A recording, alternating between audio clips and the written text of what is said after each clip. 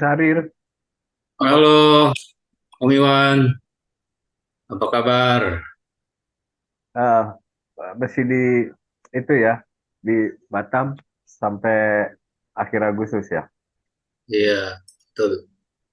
Nah, ini kita bahas yang seru nih Om. Apa Ceritanya, itu? Ah, ceritanya lumayan seru nih tentang ini nih ya, eh, climate action. Tapi, nah udah kelihatan ya Om ya. kelihatan. Nah, ini di ininya juga page depannya ini ada bintang Hollywood. Pernah ikutin film Indiana Jones kan? Oh iya, iya. Bintangnya Indiana tuh Jones. si Harry. Star Wars ya, bintang Star Wars. Dia main Star Wars juga ya. Tapi dia bekennya di Indiana Jones. Indiana Jones dia peran utama karena itu serial juga ada beberapa seri. Jadi ya seperti biasa beberapa tokoh seperti tamu kita yang sebelumnya bilang juga beberapa tokoh artis atau selebritis itu langsung kalau di luar negeri langsung ngambil tempat dia di mana bisa berperan ya. Waktu itu Leonardo DiCaprio pernah kita angkat dia di climate action. Kemudian untuk isu-isu kemanusiaan si Angelina Jolie ya banyak berperan. Nah kemudian eh, dia masalah palm oil nih yang diangkat sama si Harrison Ford ya, masalah kelapa sawit. Nah ini jadi kita berangkat dari sini kan, kita cuplik mendukung climate action, anjuran dari dan climate action itu apa aja udah pernah kita bahas di tayangan sebelumnya. Ini ini anjuran dari Profesor Renal Kasali. Di tayangan climate action sebelumnya kita udah terangkan tentang emisi karbon, gas rumah kaca, sumber-sumbernya dan bagaimana climate change itu terjadi. Apa saja yang dapat kita lakukan dalam rangka climate action. Jadi kalau Profesor Renal Kasali anjurkan climate action, kita coba paparkan di tayangan sebelum ini eh, tentang apa aja yang bisa kita lakukan. Yang simple aja, baik to work, jalan ke sekolah, kurangi sampah, ya dan climate action itu pernah bisa berdampak apa aja, Kis? Om Freddy juga komen waktu itu kan, nggak kepikir bisa berakibat kemiskinan nih. Masalahnya kalau lahan dan tanahnya karena kenaikan permukaan air laut tanahnya hilang kan dia kehilangan tanahnya. Nah, itu jadi terjadi arus perpindahan penduduk dan kemiskinan dan salah satunya berkurangnya produksi pangan. Nah, berkurangnya produksi pangan itu dampak dari climate change itu diangkat oleh tamu kita yang di ini khusus tentang topiknya tentang lagu-lagu lingkungan tapi eh, ada ngobrol dan beliau ngobrol ternyata beliau juga selain budayawati beliau udah jadi aktivis lingkungan dan bisa memaparkan apa dampak dari climate action dan bagaimana sampah itu juga berdampak terhadap climate change ya. Nah, alih fungsi lahan kalau misalnya hutan tropis kita dialihkan menjadi eh, lahan kelapa sawit, apa sih dampaknya secara ekologi? Bentang lahan yang luas itu menyebabkan kerusakan fungsi. Ini saya cuplik dari sebuah site ya. Kemudian dampak ekonominya, badan air, apa sungai, danau segala macam itu kalau terjadi alih fungsi berdampak juga pada danau, sungai dan segala macam kan dan akses masyarakat pedesaan untuk memelihara alam yang masyarakat yang sumber penghidupannya dari eh, apa hutan itu gitu ya. Dan dampak sosialnya adalah kebiasaan mereka mobil. Nah, biasanya ini gini, kalau pembukaan lahan, masuklah tenaga kerja dari luar segala macam. Jadi kearifan masyarakat lokalnya itu terganggu juga dengan mobilisasi tenaga kerja dari luar segala macam. Ini dampaknya secara ekologi, ekonomi dan sosial itu kami cuplik dari dokumentasinya ini sih, salah satu ini lingkungan ya. Kemudian, nah ini dia cerita yang seru nih.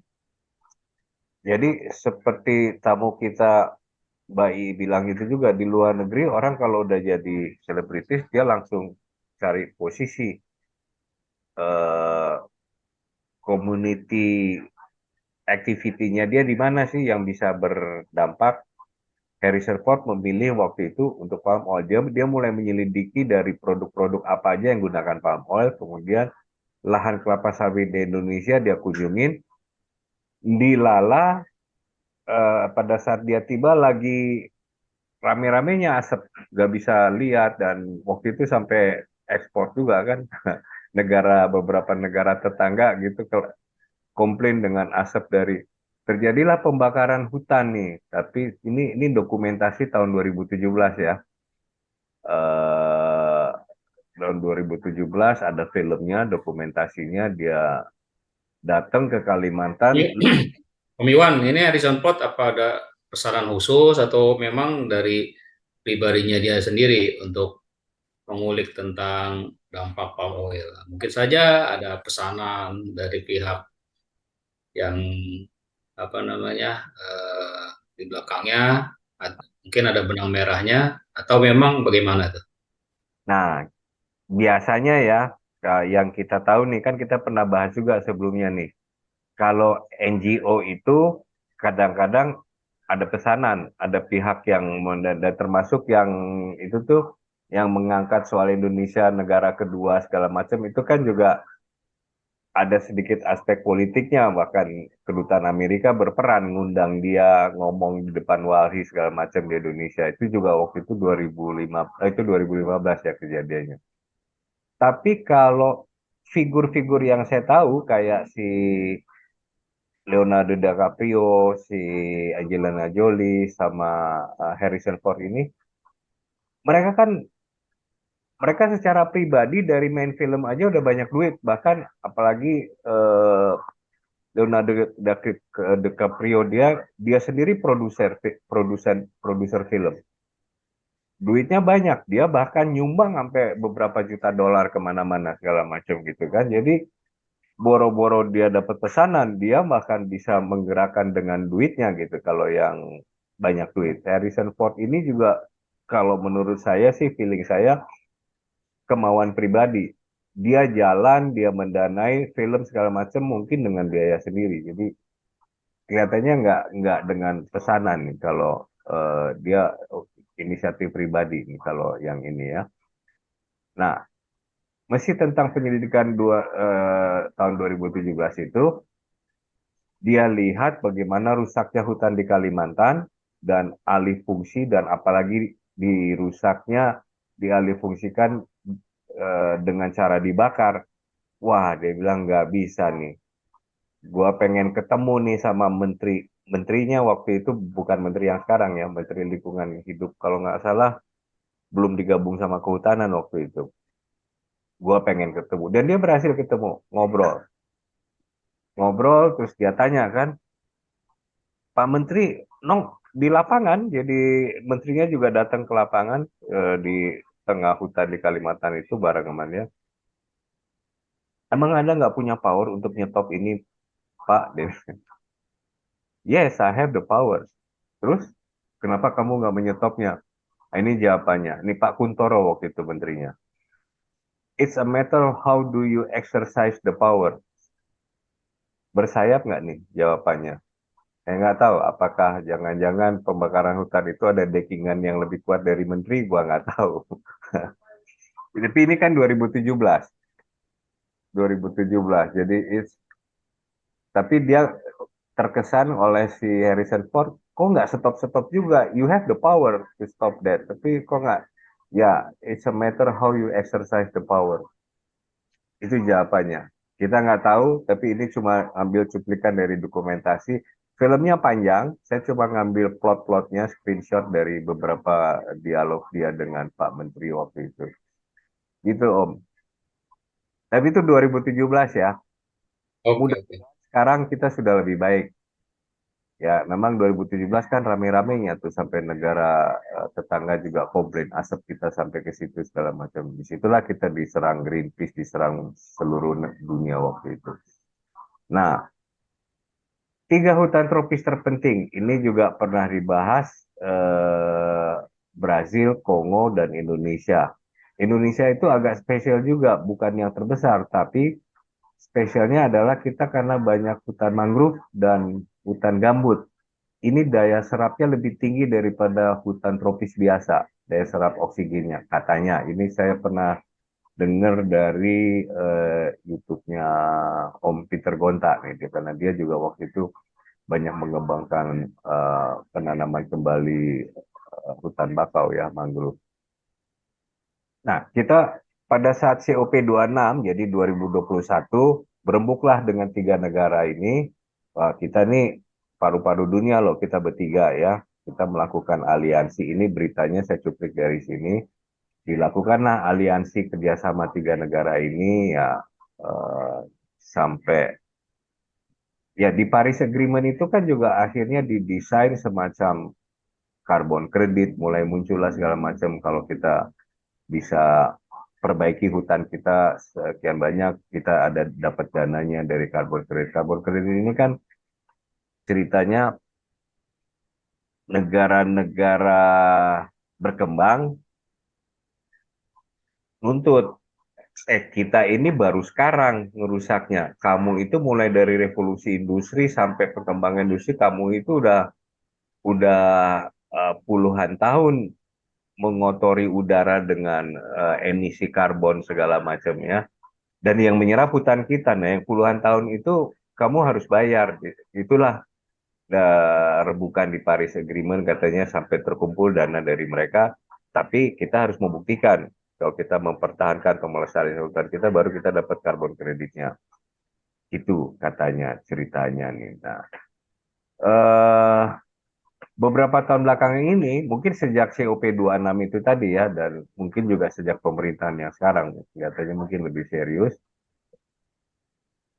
Nah, kita malah ngembangin kelapa sawit. Dan itu mewujudkan visi Indonesia 2020 kan, untuk kesejahteraan dan kemakmuran bangsa. Terbukti pada saat suplai biji matahari dari Ukraina juga seret di Eropa, mereka pada impor palm oil kita juga. Dan ya NGO yang biasa nyerang kita menang. Jadi Nah, itu dia tanda tanya kan. ya itu, jadi batu bara juga gitu kan. Kita dituding kamu pembangkit listriknya masih banyak batu bara segala macam. Pada saat suplai gas dari Rusia seret, pada impor batu bara. NGO yang biasa nyanyi menang juga. Jadi di situ kelihatan. Tapi Ya. balik lagi kalau Pokoknya tokoh jangan Hollywood, jangan sampai terkesan itu greenwashing. Jadi ya ya berlaku sesaat pada kepentingan sesuatu hal yang memang melatar belakangi mereka untuk bagaimana tidak tersaingi kan gitu, atau melakukan hal-hal yang nampaknya seperti dukungan atau pencegahan kan gitu. makanya kita bahas di awal tadi kan, NGO-NGO yang gede ini yang kita pertanyakan mereka pure atau mereka ada dalangnya di belakangnya gitu kan. Tapi balik lagi kalau yang inisiatif pribadi kayak bintang-bintang apalagi produser Hollywood, dia sendiri punya duit, dia bisa ini, jadi dia boro-boro butuh dana gitu ya. Dia sendiri gunakan duitnya dia untuk menggerakkan sesuatu yang dia pengen. Nah, kemudian prioritasnya, tapi secara polisi kita memprioritaskan keseimbangan antara aspek sosial, ekonomi, dan lingkungan katanya.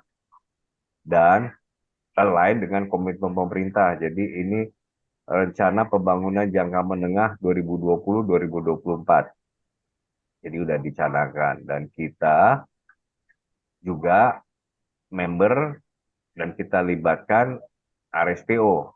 Nah ini juga saya udah lama dengar tentang eh, sustainable palm oil ini, tapi yang saya baru tahu bahwa ternyata dia anak organisasi WWF. Ini ada cuplikannya ya. Is used to make palm oil. Palm oil sounds exotic. Actually, we use palm oil every day. It's one of the ingredients in margarine, chocolate, washing powder, lipsticks, cream, shampoo, pastries, baby food, instant noodles, candies and deodorants. In Africa and Asia, palm oil is used for cooking. How can we break the link between palm oil and deforestation? WWF is doing its part to help. Since 2002, WWF has been negotiating with all the parties involved in and concerned about the production of palm oil. Sustainable Palm Oil, RSPO, a growing non-profit organization with over 3,000 members that work together to make palm oil more sustainable. So need other measures which WWF is supporting. These include Jadi udah dari 2022 si WWF ini bergerak ya. Tapi Roundtable Sustainable Palm Oil itu baru terbentuk belakangan. Yang anggotanya sekarang udah 3.000 anggota. Mungkin bukan negara ya, kalau 3.000 anggota itu berarti perusahaan-perusahaan ini yang jadi anggotanya. Dan dia mengontrol dari segi protected area dan mana yang boleh dialihfungsikan segala macam. New and strengthen protected areas. Land use planning that identifies and protects forests. Companies buying sustainably produced palm oil. New laws around the world that promote sustainable palm oil and forbid conversion of forests and other valuable ecosystems for the products we use every day. Jadi perencanaan penggunaan lahannya juga dikontrol gitu ya, anggota-anggota RSPO ini, dan juga produksinya itu juga harus nggak banyak emisi karbon yang ya kayak yang kita dengar IPAL itu dipasang karbon aktif segala macamnya. Jadi tidak ya gitulah Om. Jadi kita dengan adanya dan jadi anggota RSPO ini nggak cuma kita sih, mungkin beberapa negara penghasil palm oil yang lain. Tapi kita sekarang terbesar ya. Kalau dulu waktu zaman sekolah kita belajar eksportir kelapa sawit terbesar bukan kita, tapi sekarang kita yang terbesar. Nah, termasuk ada ini nih Om.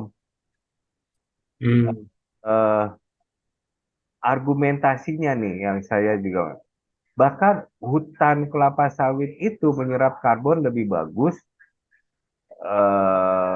menghasilkan oksigen lebih bagus, dan memproduksi energi secara efisien karena juga dipakai untuk diesel kan, minyak diesel kan palm oil itu. Tapi dari segi menyerap karbon dan oksigennya mungkin benar kalau yang tumbuhnya secara berkelanjutan kayak gini nih. Ini ada, kita bisa lihat bedanya yang ditanam oleh manusia itu kan berjejer rapi baris-barisnya gitu ya, yang memang penggelontoran ladang. Tapi sebetulnya ada hutan kelapa sawit yang sudah lama gitu.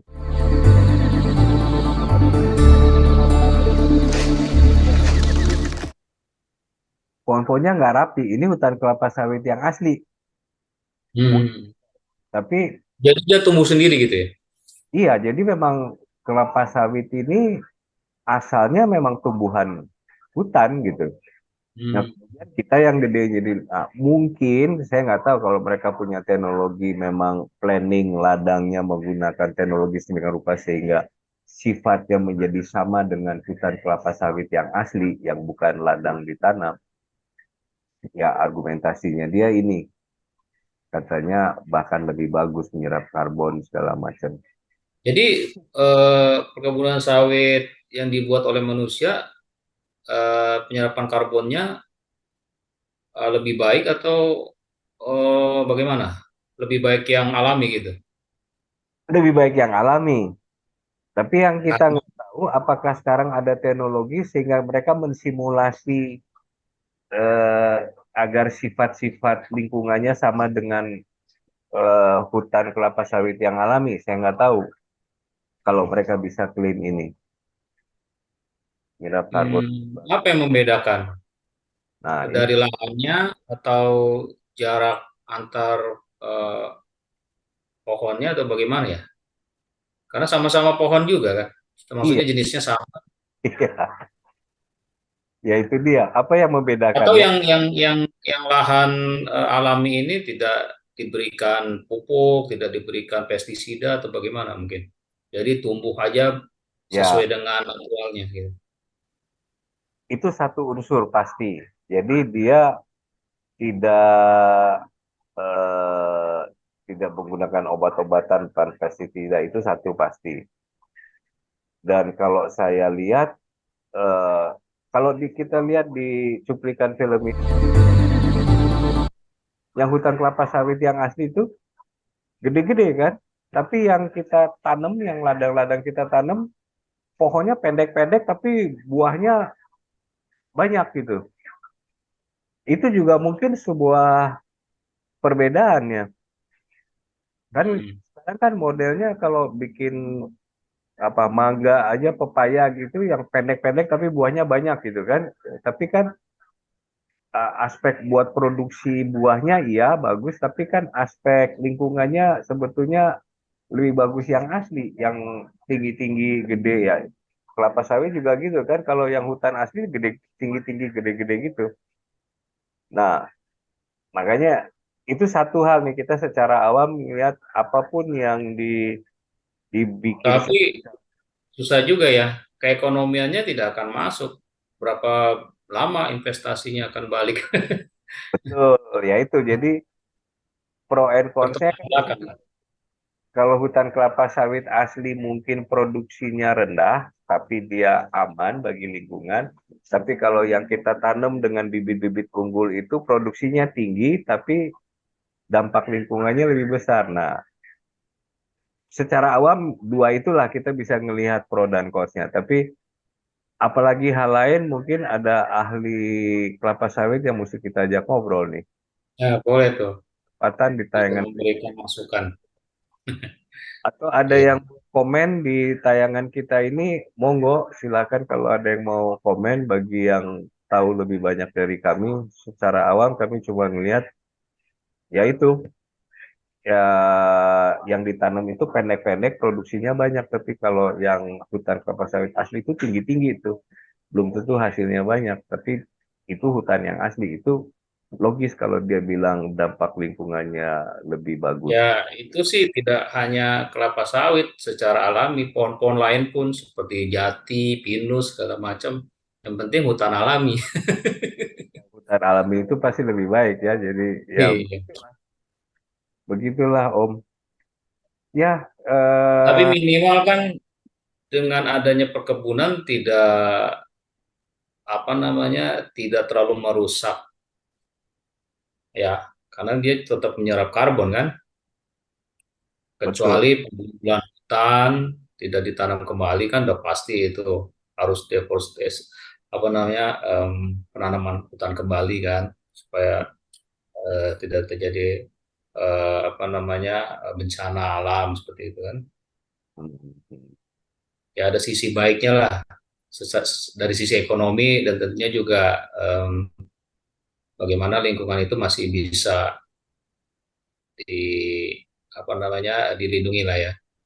Yang penting bagaimana tadi ya standar RSPO-nya itu ya Ya, kalau bisa toh kita ya. kembangkan lahan dengan alih fungsi, ada kontrolnya kalau RSPO itu. Jadi land use planning ya, kemudian ya, ya saya nggak tahu lah. Tapi ada kalau menurut keterangan dari cuplikan video tadi ada kontrolnya. Jadi tidak membabi buta, apalagi membabi buta dengan cara membakar seperti tahun 2017 itu memang tahun-tahun di mana kita tuh banyak diserang sama seluruh dunia waktu itu. Mudah-mudahan sekarang udah nggak terjadi. Gitu, gitu Om. Ya. Kalau dari saya karena saya banyak berkecimpung di waste management, khususnya plastik, bagaimana salah satu tindakan pencegahan eh, climate action ini ya pengurangan limbah dari kemasan eh, yang kita bicarakan ini ya kemasan minyak, ya produk jadilah seperti beberapa kemasan yang dari bahan CPO ya, ada margarin, ada minyak goreng dan produk turunan lainnya ya bagaimana produk kemasan plastiknya itu bisa sustainable, bisa reusable Ya, ya itu. seperti peraturan dari regulasi Kementerian LHK ya bagaimana pengurangan kemasan single use ya dari beberapa ukuran yang kecil kan itu mulai dikurangi dan beberapa kemasan-kemasan yang multi layer ini bisa mulai ya dikurangi sehingga dampak limbah plastiknya itu dapat dikurangi, timbulan sampah juga tidak besar khususnya sampah-sampah plastik non ekonomis Nah, gitu. kalau minyak goreng itu banyak pakai kemasan plastik dan udah pasti single layer ya. Itu Ya, umumnya memang bahannya bahan yang recycle. Bang, Om. dia ada multi layer juga, Pak. Jadi nggak murni plastik PE ya. Jadi Berarti susah nah, juga di recycle. Tapi kalau yang nggak multi layer, yang botol-botol kan minyak goreng yang di nah, botol itu botol-botol ya ya. Ya kalau untuk kemasan di atas 1 kilo, 2 kilo ya, yang di bawah itulah mungkin harus dikurangi. Jadi hmm. ada sentra-sentra di mana bagaimana pengurangan sampah atau sampahnya itu bisa ditukar. Kan ada beberapa kan dari perusahaan fast moving consumer good yang mereka melakukan eh, apa namanya inovasi atau bagaimana mengurangi sampah dengan bekerja sama dengan bank sampah, dengan beberapa NGO mengumpulkan sampah-sampah mereka lalu dikembalikan atau dengan bekerja sama dengan pihak ketiga seperti eh, di perusahaan Jawa Timur itu kan apa namanya memproduksi palet atau produk-produk menjadi upcycling kan. Nah, itu harus ada seperti itu. Ada Nah, beberapa kerjasama gitu. kalau bicara minyak goreng, berarti yang lebih sustainable itu adalah yang kemasan botol ya. Minyak goreng yang Ya, kemasan rata-rata kemasannya botol itu kalau yang 1 liter atau 2 liter kan botol PET. Nah, itu udah pasti terserap itu udah ke pasti pasar recyclable ya. Nah, PET. tapi yang pouch-pouch itu yang tanda tanya. Jadi harusnya dikurangi atau di stop yang pouch. Semuanya harus botol aja udah kalau gitu. Karena itu udah Kalau pots sebetulnya itu masuk ke ekonomis karena rata-rata mereka masih bisa diolah karena rata-rata kan minyak goreng nggak banyak eh, apa namanya tulisan-tulisan ya printingan itu kan tapi tidak bisa seperti recycle nggak Om? masih cukup ekonomis sih Maksudnya ya, bisa di recycle yang pouch-pouch itu ya. ya masih bisa ada beberapa yang bisa tapi ada juga yang memang eh, nilai ekonomisnya juga turun gitu. Nah, Tapi kalau memang yang paling bagus itu ya kemasan botol, Pak. Karena yang 1 liter, 2 liter itu kan rata-rata botol PET sekarang kan, dan itu pasti terserap. Nah, pasti kalau yang di atas 2 liter seperti 4 liter, 5 liter, jerigen biasanya HDPE, SDPE, nah itu juga udah pasti terserap juga gitu. Jadi yang standing post itu yang memang masih debatable lah. ya, tapi standing post kalau dia Bisa HDPL enggak? kan terserapnya oleh industri seperti Ripal karena sedangkan Ripal pun Ya, ya betul. jangankan Jakarta, se-Jawa Timur aja dia nggak sanggup serap semuanya. Cuma 4.000 ton per tahun Ya, kapasitas serapnya kan. Jadi ya ya. kita boleh anjurkan pakai yang botol lah kalau mau beli minyak goreng. Sama ada yang gelas, gelas Ya, itu kan juga recyclable kan, dia PET juga ya, minyak ya, goreng. sekarang juga ada kemasan gelas gelas PP Cup yang ukuran sekitar berapa ya 300 mili ya. Nah, Nah, saya itu juga tuh bisa diserap itu. Nah, cupnya itu ditutup botol gitu, eh, jadi saya nggak jadi bisa pos. ya, ya betul. Terus kalau bicara tentang produk turunan seperti coklat, di tayangan 22 itu narasumber kita udah cerita, dia pernah mencoba mengganti, dia cerita produk Silver Queen waktu itu. Tidak pakai multi layer, dipakai dengan wax coated paper. Emang umur shelfnya lebih pendek, tapi ya waktu itu karena di Singapura ya mungkin lebih bisa mengontrol supply chain-nya ya dipendekin. Tapi kalau seluruh Indonesia kebayang juga ya, mungkin sentra-sentra produksinya harus lebih lebih banyak kali ya. Kalau mau pendekin supply, karena umur umur shelfnya jadi lebih pendek, tapi bisa menggantikan multi layer dengan wax coated paper katanya. Ya gitu cerita-cerita. Jadi banyak reference kalau teman-teman mau lihat tayangan kita yang sebelumnya mengenai waste water paper itu di tayangan 22, mau lihat yang tentang waste processing kita ada, dan kita banyak bikin shorts, mungkin paling nggak bisa lihat shortsnya untuk tahu ini tentang apa, baru cari tayangannya gitu. Paling nggak subscribe dulu gitu. Ya, sama satu lagi promosi juga dari saya. Jadi kalau ada yang minat berkolaborasi nih dari perusahaan produk turunan dari CPO untuk kemasan yang kecil-kecil, kan sekarang ada rencana untuk mengurangi kemasan single use atau multi layer kemasan kecil. Nah, ini Oke. ada bagaimana dibuatkan mesin refill. Nah, Nah, ya. kami ini bisa buat. Om Sarif Jadi bisa bikin mesin refill, bisa kerjasama. jadi bisa di drop di beberapa titik.